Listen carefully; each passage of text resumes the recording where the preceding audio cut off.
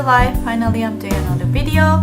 Today's gonna be a special video because I'm gonna talk about my job. And as I mentioned before, I work for the airline. It's been 7 years since I've been working for the same airline. And I would like to share a little bit of what skills you normally need if you're looking for a job here for our airline. And then I'm gonna tell you my personal experience, and then I'm gonna tell you what I feel and what I think when I started to looking for this kind of job.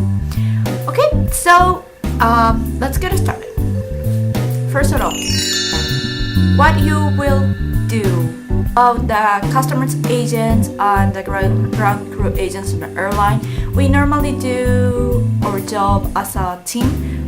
We have to coordinate it with baggage, with immigration, with operation centers, and our final goal is to depart on time, and then is the security that we have to ensure with our flights. You're normally gonna see a ground crew agent if you're on departure area. You're gonna see at the check-in counter, you're gonna see at the immigration, or you're gonna see at the gates. And also, if you're coming from other airport, like international airport, sometimes they have, depending on the airline, they have a connecting counter. So you're gonna see at the connecting counter agents. They are also the customer service agents. And if you're on arrival, you're gonna see us at the arrival baggage claim area, or after that, depending on the situation, you're gonna see people who are gonna help you after you go outside of the baggage claim. Depending on the airlines, they have different kind of handling, or they're gonna have like different kind of jobs title or different kind of responsibility actually. So this is what I normally see in almost all the airlines. So about the qualification or entry requirement for the airline, I see a lot of commons, these three fields. First, I think about the academic degrees. You normally will need, there is a technical school that we call in Senmongakko. The other one is Tanki Daigaku, 2 years junior college / university. And the other one is like university or the graduate school. It's daigakuin that we call here in Japan. You will need a diploma or at least an equivalent as a bachelor degrees. And also you will need, if you are like me, foreigner, you will need the authorized residency, authorized permit that you can work here in Japan or the airline. In that case, you will need a permanent resident normally. If you will looking to have a job based here in Japan. Then the other common field that I see a lot in the airlines are language ability. You will need to talk in business proper to the customer in Japanese, so you will need to be a Japanese speaker in most of the case, a strong write and spoken communication in Japanese, and if it's international flights, you will need to speak in English. And besides that, if you are extra language speaker, of course, gonna be a plus in your application. So if you feel like you are not enough to have that abilities, I recommend you focus more in working in your language. And as I mentioned in the other videos, that Keigo, it's what you will need, of course. You will need for sure to talk with a customer. So the polite way to be communicated with a customer. Then, if you're non-Japanese, I'm pretty sure if you have a degree here, graduated in a Japanese university, you will not need to show any Japanese speaker. The JLPT, this is like the Japanese language proficiency test. In my case, I graduated from Japanese university, so I didn't have to show the proof that I speak in Japanese. You will need to prove in case that you are non-Japanese and you're willing to have a job here. Also, you will need to prove that you have ability to talk or communicate in English. So you will need to show that again. It's an English test here that you have in Japan, or TOEIC more than 580, I guess. It's most of the qualification that they ask you for application in the airline. So I got a lot of questions regarding like what kind of department of the university you need to be graduated. Actually, I see a lot of different my coworkers, like there is not a specific this department will be better chances to get to the job. Actually is the way that you think about the customer service and the way that you're communicating and the way that you have impression to the person who are hiring you is the most important thing. And of course, having an idea what you would like to do in that job. Like for me, I graduated for international business. I have a diploma for Hispanic language, and also I have approval to make translation in English, Japanese, and Spanish. So it was probably a plus, but I don't think it's necessarily that you have to be in like required 20 diplomas or 20 programs that you need to be assist. Try to practice, try to focus what you would like to do in that job, and then try to make that in words and explain to the recruiters. So okay, so for the other common field that they request for the applicants will be living nearby the airport. Normally they ask you to live within 50 kilometers from the airport or 90 minutes from the airport. So if you have a way to go, or it's depending on the airlines. Narita Airport, they start the flights arriving around 6 in the morning, I guess, and the last flight needs to be leaving before 11 in the night. And Haneda Airport is 24 hours airport, but of course you never know when it's gonna be the regular operation. Just in case they have any irregular operation, or if you're working for the airline, you will know that even you're trying to be like on-time departure on the flights, sometimes they're gonna have a problem like a weather or any technical difficulties. You will need to be at work for that extra time or the overtime, or maybe as I had before for the earthquake that we have, I couldn't back home only for maybe like take a rest and then shower. It was because we are working with a customer, so we try to make all the customer living on as soon as possible, and we have to provide that service to the customer too. So that is the thing, that if you live in more nearby the airport, it's gonna be much easier for you to live in and then have a more rest time. And in my case, I was living the first 4 years I was living nearby the airport, so it's like maybe 5 minutes, 10 minutes from the airport. And then I decided to move back to my parents' house. It took about maybe 2 hours and a half. It was too long actually, that commute time, but some of the airlines don't gonna allow you to live in really far away, and even they're gonna ask you to move back to the old houses. Now that I'm living in Tokyo, and then I work in Haneda Airport, it's just about an hour, maybe 15 minutes, so it's not that bad, my commute time.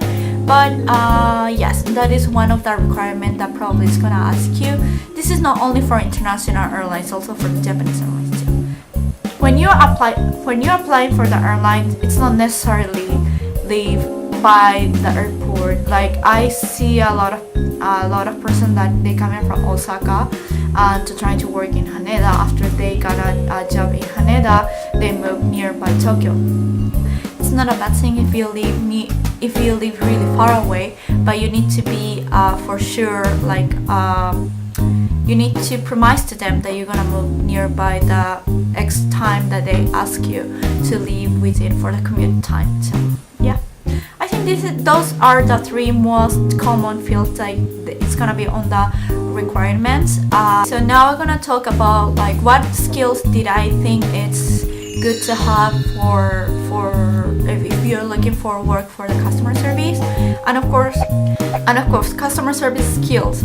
Since I was 16 years old, it's that age that you can start to work here in Japan. I always work for the restaurant, I work for the cell phone company, I work for the translation. Pretty much all my jobs was just customer service, so it wasn't like for me that difficult to say that I have ability to to talk with the customers, and then I've been working before I start for working on the airline. And the cell phone company helped me a lot to have ability to solve problems and also calming customers who are upset, because as I think it's the same thing, like when the train got delayed or maybe when something got delayed, you're getting kind of upset.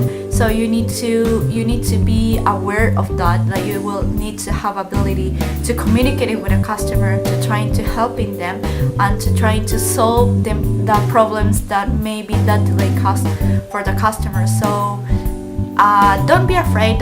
Like always it's gonna be a situation that you probably it's gonna be to have to communicate with a customer, trying to calm them and then trying to help them. But what I've been learning for these years is, as much as you trying to help the customer at the end will understand you, and when you hear thank you, that only word is gonna make your day for sure. So yeah, I think it's not something that you need to be like scared of, but yes, it's gonna be a tough time, and if you feel like you cannot handle it anymore, then try to ask help to your friends, to your co-workers, or maybe to your supervisor. In that case, it's gonna help you a little bit to calm down yourself too, but calm is the key word for sure. Skill that also that I talked in before was that strong ability to speak and writing in the language that is that company, because in my case, my company, the training was everything almost in English, and then sometimes like when we have communication within or customer or even inside of our department, we need to talk in Japanese. So both language, it's the language that I really have to be like involved with. But of course at the beginning wasn't that easy for me. It's take a time to get used to talk in like business manners, but if you have a way to learn, I recommend you to start to learn those things. And because it's the airlines, you will need to use a computer, so that you probably will need IT skills, like how to type in the computer, and then if you have like how to make a word, like because sometimes you will need to send a letter, so how to write a letters. Or I recommend you, there's a lot of books like here in Japan showing how to send a business letter. So if you have those kind of books, it's gonna help you in the future when you have to send any message, or maybe knowing the manners, like the manners here in Japan. The working atmosphere and environment is depend on which airline did you choose, and if it's like domestic flight or if it's like international flight. But in my personal experience, normally when I was working in Narita, because the airport is not 24 hours, the shift start like 5 in the morning or maybe 6:30 in the morning and until noon. And then when it's like middle time, we say middle time, probably you're gonna start around 11 before noon, or maybe around noon, finish in the evening. If it's like really late shift, you're gonna start like afternoon and finish your shift around really late, like around at night, around 8-9 maybe. It depends of the operation that the airline have, and it depends of what kind of job you have on that day. So in my case, my time are fixed, so I'm gonna start my work like in the noon and then finish my work in the evening. So it's not like I don't gonna say like it's gonna be on that way, but it depends also if we have our irregular operation or something like that, so we have to be like early report or late report or overtime. It depends of the how the flight of that day. It's gonna vary. It's gonna be like a different time. I'm pretty sure it's gonna be like different type of schedule for the airlines. So I think it's a good topic to ask. I think it's a good topic to ask for when you get the interview. So I recommend you ask as much as you are wondering for your job, because the people who are gonna hire, they want to make sure that you are understanding what is gonna be in what is gonna be the environment that you're gonna be in my case, I think the international airlines, like non-Japanese airlines, or maybe like if they have like international flight, the environment is gonna be more worldwide. Sometimes we have agents coming from other airports, and then we have like meetings in the different airports too, different place. So not only in Japan. So I think in my case, I really like to be in a worldwide system, in a worldwide airlines, is because it's made me feel really comfortable. Like you're gonna see a lot of type of person, you're gonna learn so much. Even the the diversity that we have is completely different. So yeah, that is the good thing to know. I think it's the environment that you probably is gonna be. Oh, the career path and progression.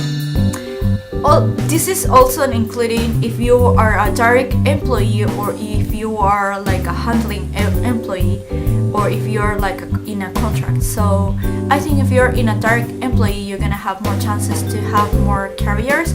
Normally, if you're working for the customer service, you can probably apply for supervisor position or maybe management position. If you start to learning more about flights, probably for the flight controller or even operations center. And if you are more focused about like baggage, maybe you can work in the handling for the baggage. So there is so many opportunities, and there is so variety of jobs that you're gonna see in the airlines. So if you think like that is one of the things that you're looking for, then just try it. And then if you have opportunity to attend for the training, then I recommend you. I always hands up for any kind of training or any kind of meeting or any kind of opportunity that my job gave me. So yeah, it's so like different kind of passport. Of course, you will need, if you're going to other airports, you will need to get a visa. So there is so much that you will need to consider. But about the career, I'm pretty sure it's gonna be more than one thing that you can do at the airlines. Yes. And then and then what I recommend, my last advices is the first impression. Of course, is gonna be it's gonna be really important here in Japan. Especially, you will need to be smiling, and then trying to help to the customer, trying to be motivated with yourself, like trying to be motivated to learn a new thing, trying to be motivated to get like a different kind of opportunities that the airline is gonna give to you. And the omotenashi that we have here in Japan, even it's not a Japanese airline, you will for sure, the customer will be focused more in how you'll be treating the customer. There will be, I don't gonna say like everything is like a gold, everything is gonna be like fancy, everything is gonna be like fine, because when we have a irregular operation and when we are missing those events because we have to work, you're gonna be like, you're gonna be yourself like so disappointed sometimes.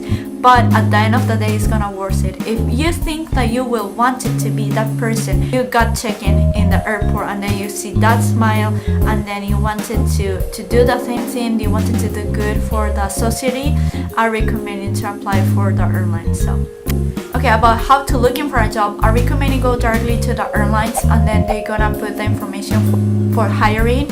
And it's really irregular because it's depend of how many flights they have, how many employees that they have right now, and they have to be like in balance. And then when they will need more, I'm pretty sure after before 2020 here in Japan, it's gonna be like a lot of hiring hopefully. And then I recommend you, if you're not the airline, that you can put your email, and then you can make like your personal profile there. I recommend you do that, and then probably if they start to hiring in the future, they're gonna text you like a message. Or if you're talking in Japanese, then about the hiring, the recruit, you can search like kokugaisha saiyo shiken, kokugaisha saiyo. Then it's gonna pop up like many of a lot of the page that you're gonna see for airlines. So I hope this information helped for any of you guys, and if you have any question, as always, just leave a comment down below, and I invite you to subscribe to my channel. See you to the next video. Bye.